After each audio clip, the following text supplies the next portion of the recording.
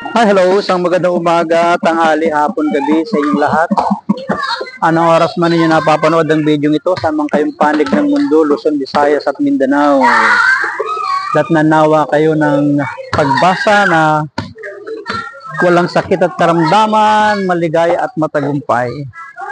Tayo po muli hahango ng pagbasa para sa araw po ng Martes, Pebrero 11, 2025. Hahangoy natin sa mabuting balita sa Ebanghelyo ni San Marcos, Kabanata 7, mga talata 1 hanggang 13. Noong panahong iyon, may mga parisiw at ilang eskribang galing sa Jerusalem na lumapit kay Jesus.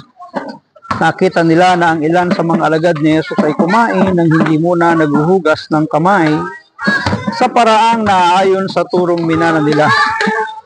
Ang mga Hudyo, lalo na ang mga Pariseo, ay hindi kumakain hanggat hindi nakapaghuhugas ng kamay ayon sa mga turong minana nila sa kanilang mga ninuno. Hindi rin sila kumakain ng anumang galing sa palengke nang hindi muna ito hinuhugasan, at marami pang ibang minanang turo ang kanilang sinusunod. Kaya't tinanong si Jesus ng mga Pariseo at mga eskriba, bakit hindi sumusunod ang mga alagad mo sa mga turo ng ating mga ninuno? Kumain sila nang hindi man lamang naghugas ng kamay ayon sa paraang iniuutos. Sinagot sila ni Jesus, tama ang hula ni Isaias tungkol sa inyo. Mapagpaimbabaw nga kayo gaya ng kanyang isinulat. Paggalang na handog sa akin ng bayan ko ay paimbabaw lamang sapagkat sa bibig at hindi sa puso ito bumubukal. Pagpalain ng Diyos ang pagkabasa ng kanyang mabuting balita. Mapapansin natin na ang mga critics, ang mga tagapuna ng ating Panginoong Yesus, hindi rin nakaligtas para sa kanila ang mga alagad. Binabantayan pati ang kanilang hindi paghuhugas sa paraang naayon sa kanilang minanang turo, ang paghuhugas ng kamay. Hindi sila kumakain. Dapat hindi sila kakain na hindi malinis ang kanilang mga kamay. At ang mga pagkain na galing sa palengke ay dapat muna nilang nililinis o hinuhugasan bago ito dalhin sa hapag. So sa mga seremonya ng tungkol sa pagkain ay napakalinis ng mga Hudyo, sapagkat yun naman ang iniaatas sa kanila ng batas ni Moises. Pero sinasabi ng ating Panginoon sa kanila na sila'y mga mapagpaimbabaw lamang, sapagkat ang kanilang ginagawang paghahandog ay hindi bukal sa kanilang puso kundi sa bibig lamang. Ito'y madalas na naririnig natin na sila'y mga lip service, hindi heart, hindi galing sa puso ang kanilang ginagawang mga paglilingkod. Puntahan natin ang pinakasusing salita sa atin pong pagbasa. Bakit hindi sumusunod ang mga alagad mo sa mga turo ng ating mga ninuno? Kumain sila nang hindi man lamang naghugas ng kamay ayon sa paraang iniuutos. Ito po yung kilala sa ating katawagan, yung tradisyon na kasanayan, kaugalian, na dapat ay sinasagawa, sinusunod ng mga Hudyo, ng mga Israelita.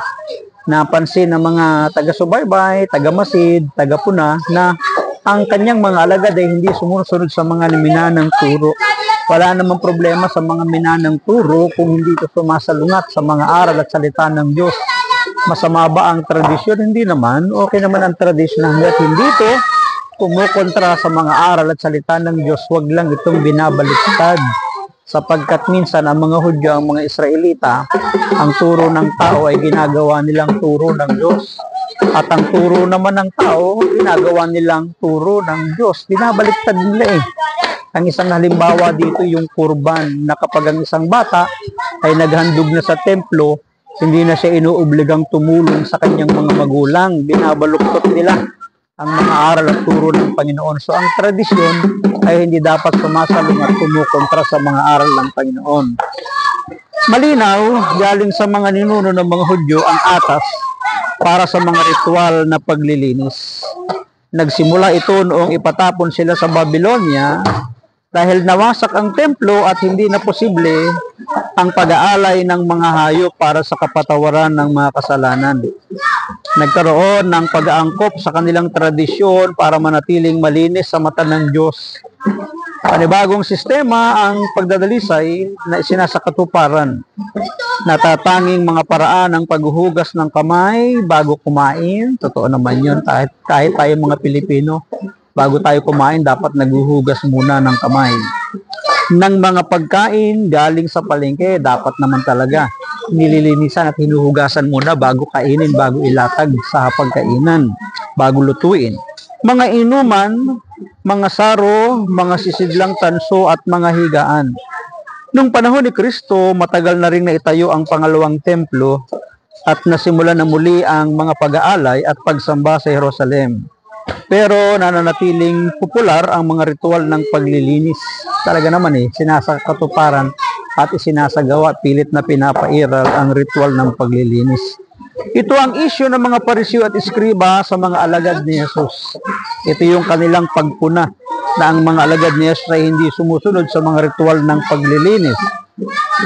Inilaan naman ito ni Jesus bilang pagkakataon upang itama ang pagsasantabi ng mga utos ng Diyos para isulong ang mga utos ng tao. Minsan talaga nababaliktad Pinipilit nila na ang utos ng tao ay utos ng Diyos.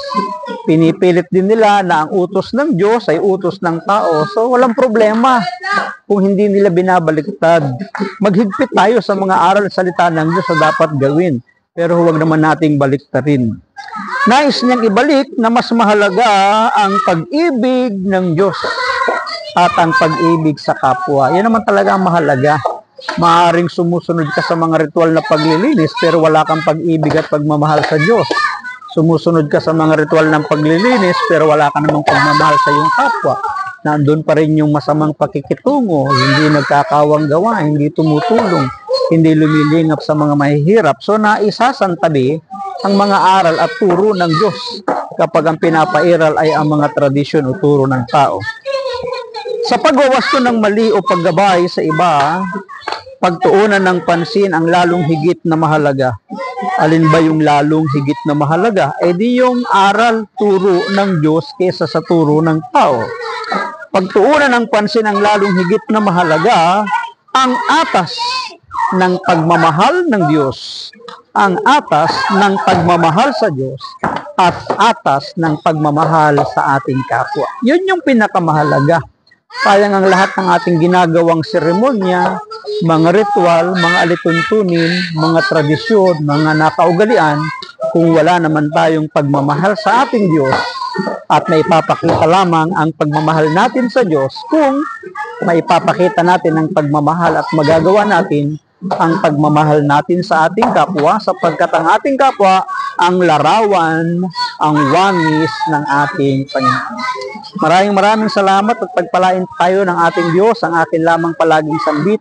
Hayaan natin ang Diyos ang maging Diyos ng ating buhay. Bye-bye and bye-bye.